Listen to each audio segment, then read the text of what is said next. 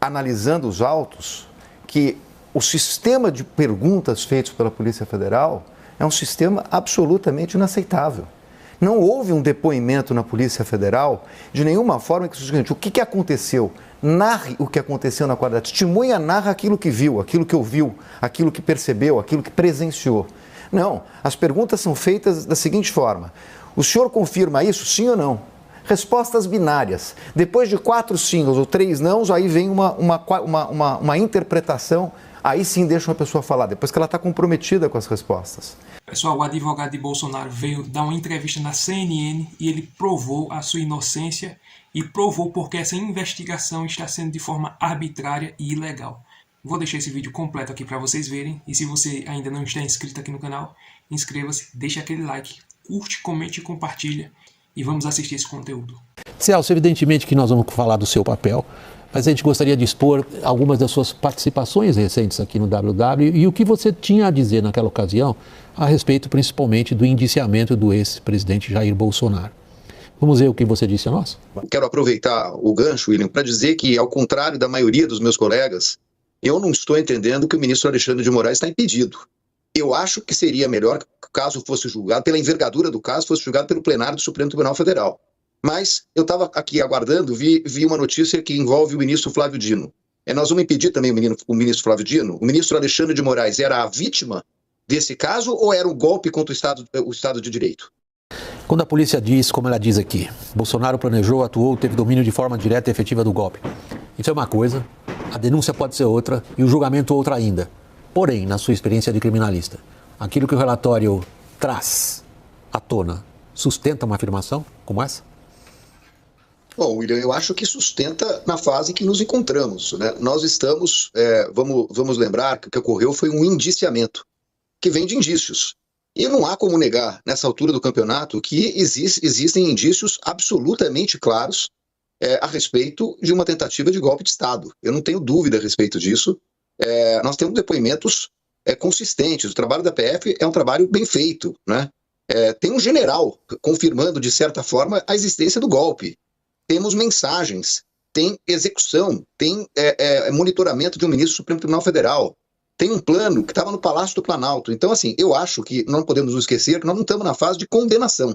Condenação vem depois da instrução processual. A denúncia é uma proposta de condenação em determinados artigos com base nos indícios de autoria e materialidade. Agora, aí haverá a defesa, o processo penal, a instrução processual e depois a sentença que exige certeza para a condenação. Celso, por último, você nunca foi uma pessoa de se esconder no debate público brasileiro.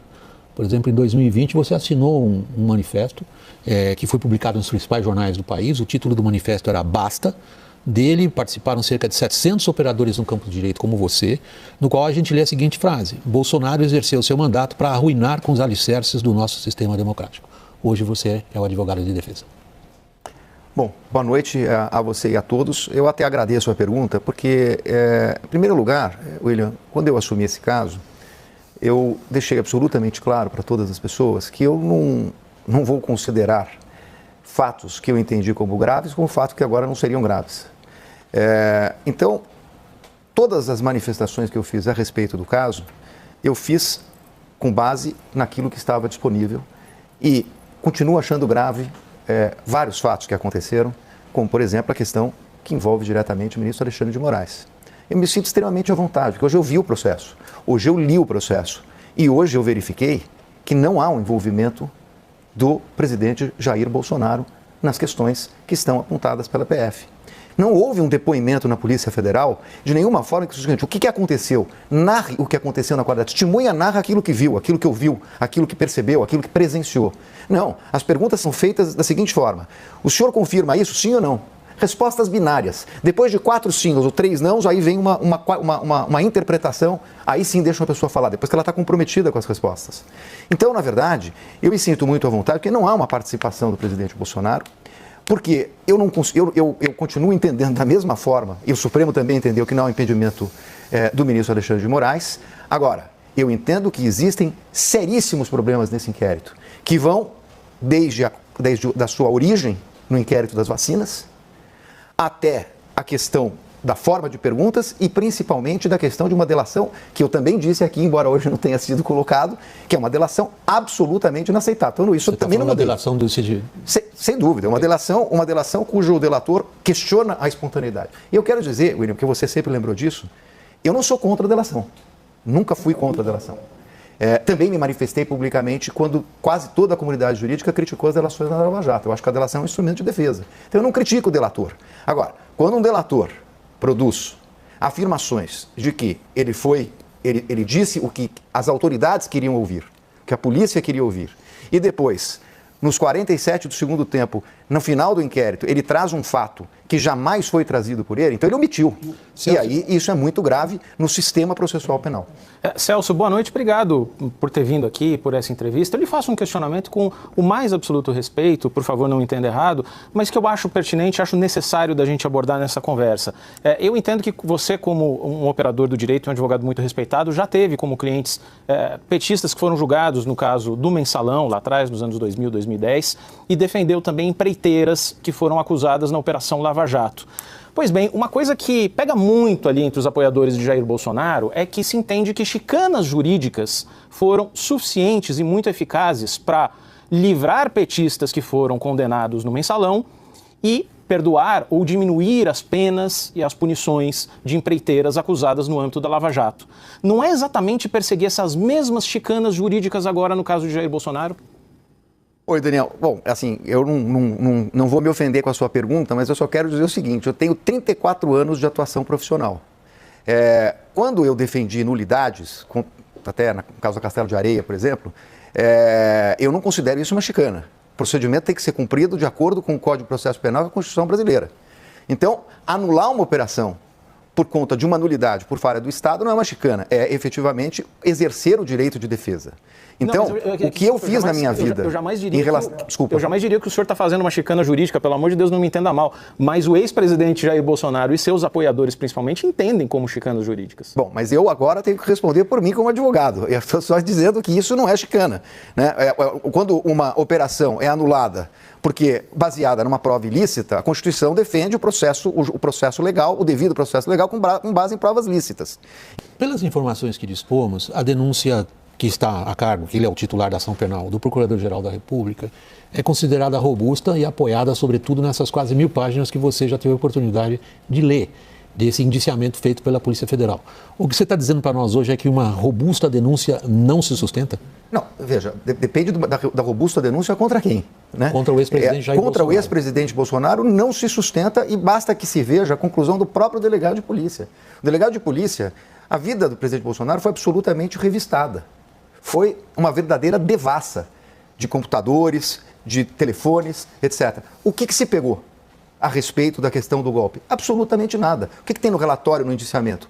Uma conjectura de que no Palácio do Planalto foi impresso um documento que ele também estava no Palácio do Planalto, que fulano, beltrano passaram no Palácio da Alvorada, mas não tem nenhuma prova indiscutível, não tem absolutamente nenhuma evidência partida das investigações. Então, eu vou passar a palavra para meus colegas, vou só fazer um complemento à minha pergunta, que é o seguinte, Celso, se você, por favor, me corrija se você julgar que eu esteja cometendo uma injustiça com seus raciocínios.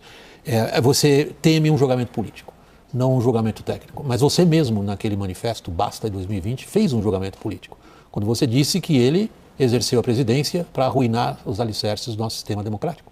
Não, William, acho que nós temos que separar duas coisas que são bastante distintas e eu tenho dito isso. Eu fiz manifestações, não só essa, fiz outra também na época da pandemia. Como uma pessoa, um professor, que eu sou, um advogado, emitindo opiniões políticas. Isso é um assunto. Outra coisa completamente diferente é a análise que se faz a respeito de um inquérito que eu fiz e que também mantenho na parte da gravidade. Porque isso eu não escondi de ninguém, muito menos o presidente, quando assumiu o caso. Mas o que eu estou tratando agora como advogado é a questão de um inquérito, como ele foi construído e quais as provas que existem nesse inquérito. É isso que eu estou colocando. Informação rapidinho, se você quiser ter esses resultados que eu estou tendo apenas colocando vídeos aqui na internet da maneira certa, se você quiser ter essa oportunidade de aprender, trabalhar em casa, postando vídeos, seja de filme, novela, seja de futebol, seja de política, seja lá do que for, o YouTube ele te patrocina e te paga para você apenas colocar vídeo. Se não quiser aparecer, você pode colocar sem aparecer. Se quiser aparecer como eu estou aparecendo, você pode aparecer. E o YouTube, ele te paga. Vê só esses resultados. Pode olhar que esses vídeos estão no meu canal. É meu canal. Vê só os resultados que, graças a Deus, eu tive em 28 dias. É inacreditável. Larguei meu emprego. Eu trabalhava de carteira assinada. Larguei meu emprego e agora, graças a Deus, posso tirar uma renda daqui dentro do YouTube. Se você quiser fazer uma renda extra, você faz. Se você quiser viver disso aqui, aí você se empenha mais. Não precisa gastar nada, não tem tigrinho, não tem essas enrolações de muitos que inventam aí na internet, não. Aqui é um negócio certo, é um trabalho honesto. E se você quiser aproveitar essa oportunidade e aprender a ganhar dinheiro aqui no YouTube, eu vou deixar o link fixado lá no primeiro comentário e também aqui na descrição. Vai lá, aproveita essa oportunidade que é por tempo limitado e o preço é muito barato mesmo. Você não vai se arrepender. Aproveita, vai lá. É inevitável que seja um julgamento político no sentido amplo da questão. Você mesmo participou do debate público e você mesmo expressou sua opinião política sobre a trajetória do seu agora cliente, o ex-presidente Jair Bolsonaro. A gente sabe que você foi escolhido pela reputação que você tem no campo dos operadores de direito como um criminalista muito experiente e bastante sagaz na utilização dos recursos à sua disposição, o que é legítimo. Você está preparado para defender o ex-presidente Jair Bolsonaro politicamente? Eu estou preparado, me considero preparado. Eu estudei muito antes de assumir o caso. Mas, William, eu queria fazer uma pequena correção na sua observação, que é o seguinte. É evidente que um julgamento de um presidente da República, num país polarizado como o nosso, ele tem uma repercussão política e você vai ter metade da população contra ou a favor. Eu disse isso, o Supremo, se ele julgar de um lado, ele vai ter metade do país contra. Se julgar do outro, também vai ter metade do país contra. Agora, uma questão é o julgamento, é a repercussão política. O julgamento não pode ser político. O julgamento tem que ser um julgamento técnico, porque nós temos Código de Processo Penal, nós temos Constituição, nós temos Código Penal, nós temos os princípios que norteiam a instrução processual. E isso é o que eu pretendo evitar. Isso vai ser o meu discurso doravante perene. O Supremo não pode fazer um julgamento político. O Supremo tem que fazer um julgamento técnico, como juízes imparciais que vão receber uma causa e vão efetivamente julgar de acordo com o processo. É claro que é difícil, porque o Supremo foi atacado no 8 de janeiro. É a instituição, não pelo meu cliente, no dia 8, não no 8 de janeiro. Não no 8 de janeiro. Pois o seu cliente teve o Supremo como um dos principais alvos. Mas o que efetivamente deixou o Supremo em estado de choque foram os acontecimentos do 8 de janeiro. Mas o Supremo precisa, e eu também tinha dito isso, inclusive, aqui nessa mesa, que agora é hora de serenidade. Não existe nenhum tipo de problema para impedir um julgamento técnico. Doutor Vilardi, eu vou seguir um pouco na linha do que disse o Daniel, trazendo um elemento aqui mais moral. Então, existe uma percepção de que o crime foi cometido, de que a tentativa de golpe existiu. Como é que o senhor trabalha com essa ambiguidade dessa percepção entre, para muita gente está óbvio que houve um crime cometido ali, é uma discussão entre o mérito e o processo, um pouco dentro do que o senhor está dizendo aqui, mas eu quero trazer um pouco essa percepção, de novo, de frustração, de enxergar que aquilo que estava muito claro de ter acontecido vai ser anulado por filigranas ou por questões processuais. Thaís, boa noite. Em primeiro lugar, é o que eu estou dizendo, eu não sei se vai ser anulado por uma questão de questões processuais. Eu acho, inclusive, que tem falhas processuais que podem anular o processo, não vou comentar isso hoje, mas acho que tem. E isso, eu entendo a sociedade que fica decepcionada porque um processo é anulado, porque não chega ao final, porque não julga o mérito. Agora, vamos lá. Em primeiro lugar, eu não tenho medo do mérito. Eu acho que é possível ter uma defesa absolutamente contundente em relação ao mérito, porque eu já disse, não há nada contra o presidente Bolsonaro. Em segundo lugar, questionar a nulidade faz parte do jogo processual. Essa pergunta, que é sempre feita, e eu entendo, porque é uma pergunta, você está, na verdade, sendo aí a porta-voz da sociedade, ela tem que ser feita para as autoridades. Ela tem que ser feita para as autoridades. Então, esse caso, ele já começa errado. O presidente da República pode ser julgado por turma? Eu acho que não. É possível manter uma delação depois de o delator ter dito que não teve voluntariedade? De que ele disse que as autoridades queriam ouvir? Eu também acho que não. É possível manter uma delação depois de que o delator omite o que seria o principal fato da sua delação? Eu também acho que não. Mas essa responsabilidade, ela não pode ser colocada para a defesa, ela é das autoridades públicas. Agora, o que nós temos visto é que as autoridades brasileiras, infelizmente, pesa dizer, erram. E erram muito. Por isso que acontecem as anulações. As anulações acontecem por conta dos erros. E esses erros são das autoridades. E o que nós estamos verificando aqui, e eu espero que a comunidade jurídica não fique silente, porque eu não fiquei silente nos momentos cruciais que nós passamos. Mas não é possível que nós tenhamos uma comunidade jurídica quietinha com as coisas que estão acontecendo. Todo mundo vai se indignar com o que aconteceu na Lava Jato. As prisões alongadas de Curitiba foi um tema. E as prisões alongadas aqui? Tem gente presa há 90 dias. As delações que foram questionadas. Que tipo de delação o processo penal democrático aceita? Então, nós temos que ter cuidado, por isso que eu estou dizendo. Para evitar essa frustração, é preciso que nós tenhamos um julgamento justo, observando todos os fatos e não gerando nulidades. Pois é, pessoal, como vocês viram, o advogado de Bolsonaro veio, falou e argumentou, mas eu tenho duas conclusões quando eu penso nessa questão da inegibilidade de Bolsonaro, dessas condenações. Ainda ele não é réu, né? Ainda ele não foi condenado, nem é inocentado. Mas eu vejo dois pesos e duas medidas. Quando eu paro para analisar que quem está à frente dessas investigações, desses inquéritos, é o Alexandre de Moraes, nós vemos que ele tem uma maneira diferente de julgar. Por exemplo, se fosse o André Mendonça, eu tenho certeza que a maneira de julgar seria outra. Então, veja só, a questão aqui não é nem tanto a justiça, não é nem tanto provas, mas é a maneira como se vai julgar. Porque com Alexandre de Moraes, claro que ele vai se basear em provas, inquérito, um monte de coisa, mas a intenção de Alexandre de Moraes é colocar Bolsonaro na cadeia. Se fosse o André Mendonça já não tem a intenção de querer colocar o Bolsonaro na cadeia. Então ele ia pegar as provas, ia fazer o julgamento, mas com aquele olhar mais de procurar inocentar ele. Ou seja, quando nós vem ver as duas coisas, nenhuma nem outra está certa. Por quê? Porque não existe uma imparcialidade. Um ia julgar de um jeito porque foi indicado, o outro ia julgar de outro jeito porque foi ofendido. Ou seja, no meio das duas coisas, aonde fica a justiça? Então, é por isso que eu não acredito severamente na justiça aqui do Brasil. Porque os juízes, eles vão julgar segundo os seus interesses, os seus sentimentos, e a lei vem depois. Infelizmente, o Alexandre de Moraes, ele se acha a lei do Brasil. Então, se ele gostar da cara da pessoa, pronto, ele deixa passar. Se ele não gostar, pronto, pau em cima. Infelizmente, essa aqui é a triste realidade. Aí nós vemos, quando nós comparamos a esquerda com a direita, qual é o repórter de esquerda que foi perseguido, preso?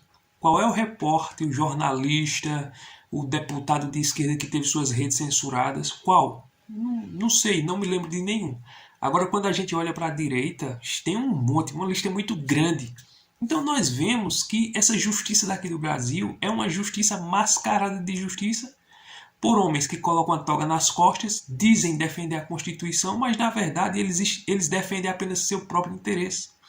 Infelizmente, essa é a triste realidade aqui no Brasil. Então, quando eu vejo esse julgamento de Bolsonaro, esses inquéritos, essas investigações, eu vejo que existe uma parcialidade muito grande. Infelizmente, a todo custo ele tenta procurar pelo em ovo para querer incriminar o ex-presidente Bolsonaro.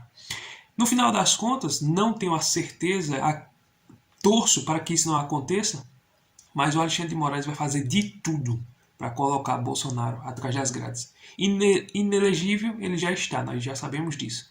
Mas o checkmate que ele quer dar, a finalidade que ele quer dar a esse caso é colocar Bolsonaro atrás das grades. Se não fez isso ainda, é porque não tem prova suficiente que sustente o fato de que Bolsonaro deve ir para a cadeia.